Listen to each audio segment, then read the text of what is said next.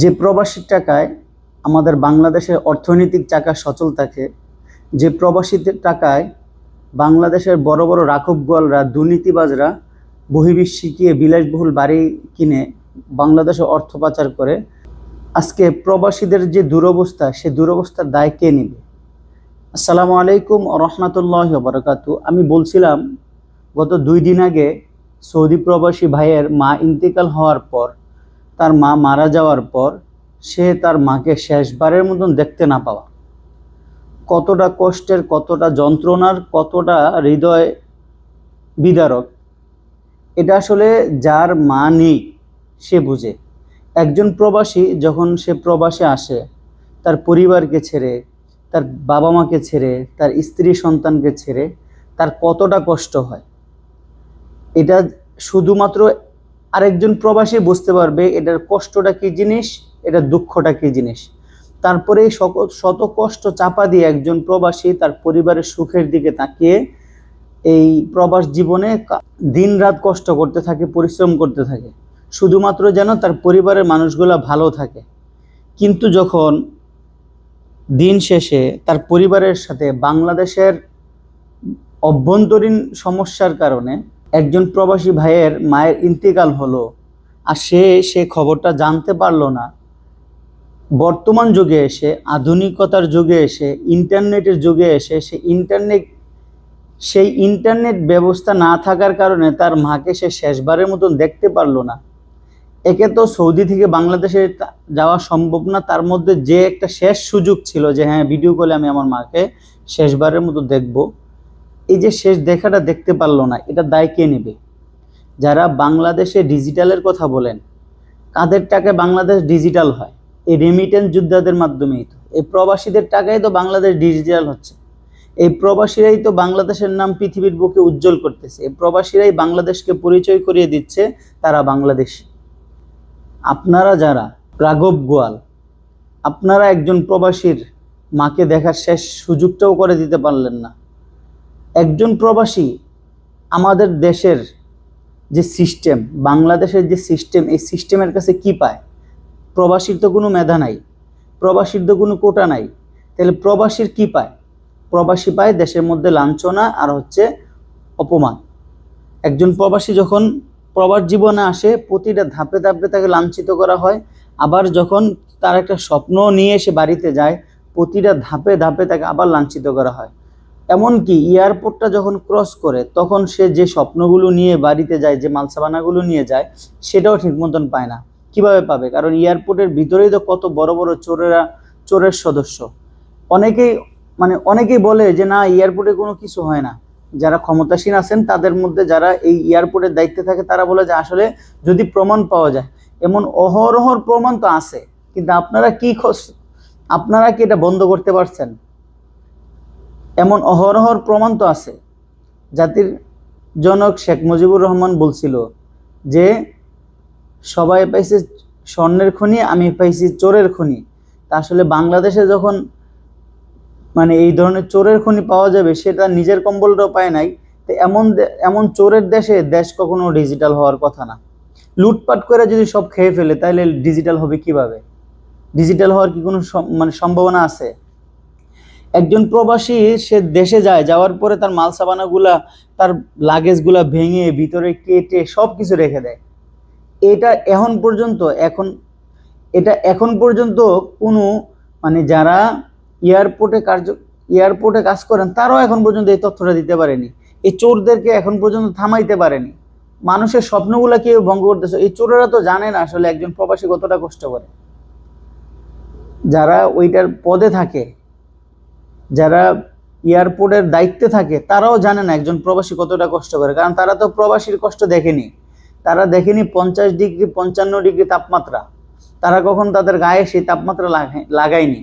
যদি লাগাইতো তাহলে বুঝতো যে আসলে প্রবাসীরা কত কষ্ট করে। এখন বলতে হয় আরেকজন বাবার কথা, যিনি একটা পরিবারের গার্জিয়ান, যিনি কারো বাবা, যিনি কারো স্বামী, যিনি কারো দাদা অথবা নানা।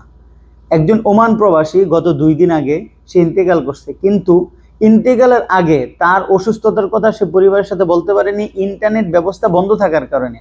সৌদি প্রবাসী ভাই তার মাকে দেখতে পারেনি ইন্টারনেট ব্যবস্থাটা না থাকার কারণে। আমার কথা হইল যে এই যে একজন ওমান প্রবাসী, সেও তো একজন রেমিটেন্স যোদ্ধা।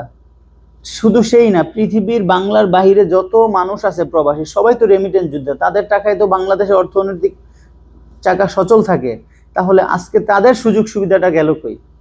আমরা যারা প্রবাসী, আমাদের সুযোগ সুবিধাটা গেল কই? আমরা কেন সুযোগ সুবিধা থেকে বঞ্চিত? আমাদেরকে তো সর্বোচ্চ পর্যায়ে সুযোগ সুবিধা দেওয়ার কথা। যেহেতু প্রবাসীদের মাধ্যমে বাংলাদেশের অর্থনৈতিক চাকা সচল থাকে, সেজন্য প্রবাসীদেরকে সর্বোচ্চ পর্যায়ে সম্মান দেওয়ার কথা। কিন্তু সেই সম্মানটা কই? এই সম্মানটা দেয় কে? প্রবাসীরা কি পায় দেশ থেকে? আধুনিকায়ন যাদের মাধ্যমে করতেছেন, যাদের ছোঁয়ায় দেশ আধুনিক হচ্ছে, যাদের ছোঁয়ায় দেশের নাম উজ্জ্বল হচ্ছে, তাদের আধুনিকায়ন কে করবে? তাদের সম্মান, তাদের যে প্রাপ্ত সম্মান, সেটা কে দিবে?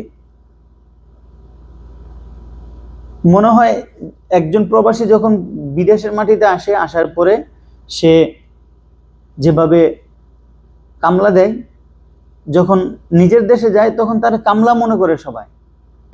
আপনার দেশ উন্নতির ক্ষেত্রে একজন প্রবাসীর কতটা অবদান, সেটা কি আপনি জানেন না? প্রবাসীর অবদান কি কোনো দিক দিয়ে কম? আজকে এই যে এক ওমান প্রবাসী ভাই এবং সৌদি প্রবাসীর ভাই, সৌদি প্রবাসী ভাইয়ের মা মারা গেল, ওমান প্রবাসী ভাই নিজে মারা গেল, এইগুলার যে শেষবারের মতন তার পরিবারের সাথে কথা বলবে, এই যে ব্যবস্থাটা আপনারা করতে পারলেন না, এটার দায়িত্ব আপনাদের। আপনারা ব্যর্থ যে বাংলাদেশের ইন্টারনেট ব্যবস্থা আপনারা চালু রাখতে পারেননি। বাংলাদেশে আপনি অভ্যন্তরীণ বিষয়টা অভ্যন্তরীণ রাখবেন, এটা ওয়ার্ল্ড ওয়াইজ কেন করলেন? আপনাদের অভ্যন্তরীণ বিষয়ের কারণে প্রবাসীদের কেন ক্ষতি করলেন? এটা তো প্রবাসীদের অনেক বড় ক্ষতি হয়ে গেল। আপনার ফেসবুক বাংলাদেশে চালানো যাবে না, ওটা বাংলাদেশে বন্ধ করেন। ইউটিউব বাংলাদেশে বন্ধ করেন। ইনস্টাগ্রাম, টুইটার, যা কিছু আছে, হোয়াটসঅ্যাপ, মেসেঞ্জার, যা কিছু আছে, আপনি সবকিছু বাংলাদেশে বন্ধ করে দেন। কিন্তু বাংলাদেশে এগুলা বন্ধ না করে আপনি পুরো ইন্টারনেট সিস্টেমটাই বন্ধ করে দিলেন। এই যে একটা ক্ষতি প্রবাসীদের করলেন, প্রবাসীরা তাদের পরিবারের সাথে যোগাযোগ করতে পারলো না, এই ভাই তার মাকে দেখতে পারলো না, বাবা তার সন্তান পরিবারের সাথে যোগাযোগ করতে পারলো না, জীবনের শেষ কথাগুলো বলতে পারলো না, তার পরিবারকে সময় মতন জানানো যাইলো না, জানাইতে পারলো না, এইগুলার দায় কে নিবে? আপনারা তো কখনোই নিবেন না। নাকি এইগুলাও দুর্বৃত্তরা করছে? প্রবাসীর মারে দুর্বৃত্তরা মেরে ফেলছে, ওয়ান প্রবাসীও দুর্বৃত্তরা আঘাতে মরে গেছে, এটা বলবেন? আপনাদের তো মিথ্যা ও জুয়াতের শেষ নাই। একটা কথা বলি, বাংলাদেশ যদি কখনো মানে ওয়ার্ল্ডে যদি অস্কার প্রতিযোগিতা হয় মিথ্যা কথার, তাহলে আমার মনে হয় বাংলাদেশের রাঘব গোয়ালা সবার আগে পাবে। বাংলাদেশের রাঘব গোয়ালা সবার আগে পাবে। এটা এমন একটা দেশ, যে দেশের মধ্যে সত্য মুহূর্তের মধ্যে মিথ্যা হয়ে যায়, আর মিথ্যা মুহূর্তের মধ্যে সত্য হয়ে যায়। যে দেশে নির্দোষরা হয় অপরাধী, আর অপরাধীরা হয় নির্দোষ। যে মানুষ সাজা পাওয়ার কথা সে হয়ে যায় মুক্ত, আর যে মুক্ত থাকে সে হয়ে যায়, যে স্বাধীন মানুষ সে হয়ে যায় সাজাপ্রাপ্ত। এটাই তো বাংলাদেশের সিস্টেম। এমন সিস্টেম থাকার কারণে আজকে প্রবাসীরা ব্যর্থ, প্রবাসীরা তাদের প্রাপ্ত সম্মান পায় না। এই ভিডিওটি যারা দেখবেন, সকলের কাছে অনুরোধ যে আপনারা ভিডিওটি শেয়ার করবেন, যেন মানুষ বোঝে যে একজন প্রবাসী কতটা কষ্ট করে, প্রবাসী কতটা কষ্ট করে দেশের অর্থনৈতিক চাকা সচল রাখে, একজন প্রবাসী কতটা কষ্ট করে তার পরিবারের মানুষকে সুখে রাখে, একজন প্রবাসী কতটা কষ্ট করলে বাংলাদেশের নাম উজ্জ্বল হয়, একজন প্রবাসী কতটা কষ্ট করলে পৃথিবীর বুকে বাংলার পরিচিতি বাড়ে। এই সব কিছুর জন্য সর্বোচ্চ চেষ্টা করে একমাত্র প্রবাসীরা। প্রবাসীরা ছাড়া বাংলাদেশের বিশ্ব দরবারে বাংলাদেশকে কে পৌঁছায়? প্রবাসীরা ছাড়া, এটা বলে। বিশ্ব দরবারে বাংলাদেশকে প্রবাসীরা ছাড়া কে পৌঁছায়? আপনারা পৌঁছাইতেছেন? দেশের এমন কি উন্নতি হয়েছে যে মানে বাংলাদেশের নাম বিশ্ব দরবারে পৌঁছেছে? এতটুকু বলেন, দেশের এমন কি উন্নতি হয়েছে? কোনো উন্নতি হয়নি। যা উন্নতি দেখাবেন সবগুলা ঋণের উপরে। দেশের আয় ব্যয় আছে। যাই হোক, অতিরিক্ত কথা বলবো না, অতিরিক্ত কথা বলার প্রয়োজনও মনে করি না। যদি ভিডিওটি কারো কাছে ভালো লাগে অবশ্যই শেয়ার করবেন, যেন রাঘব গোয়াল পর্যন্ত ভিডিওটি যায়। আসসালামু আলাইকুম ওয়া রাহমাতুল্লাহি ওয়া বারাকাতুহু।